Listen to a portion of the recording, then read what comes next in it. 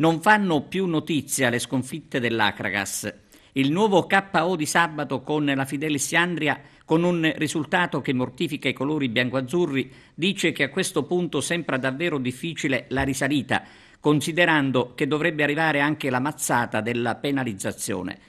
Abbiamo detto tante volte che l'esilio sta penalizzando tantissimo la squadra, costretta a giocare senza il sostegno del proprio pubblico, ma non è solo una questione di stadio, c'è tanto altro che fa male alla squadra, a cominciare forse da qualche scelta tecnica.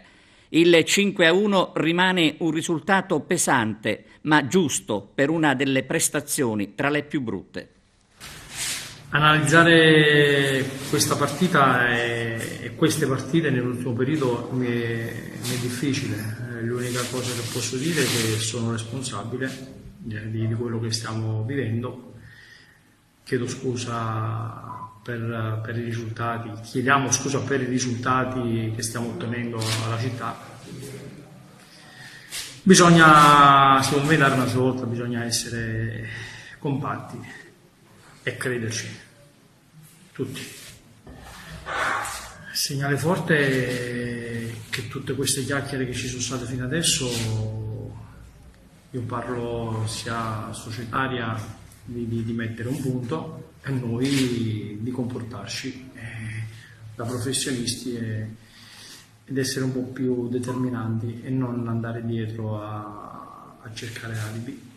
Io sono qui, nonostante c'è stato il silenzio stampa, a metterci la faccia. Sono orgoglioso del mio lavoro, faccio un lavoro che ci dedico parecchio tempo e probabilmente i risultati non ci stanno dando ragione in questo momento qua. Io credo perché secondo me la squadra è una buona squadra, si può salvare, però bisogna tutti quanti metterci qualcosa in più. Dai miei ragazzi mi aspetto delle reazioni. Ad oggi siamo in un momento di paura e almeno in difficoltà ci sciogliamo come una nel sole.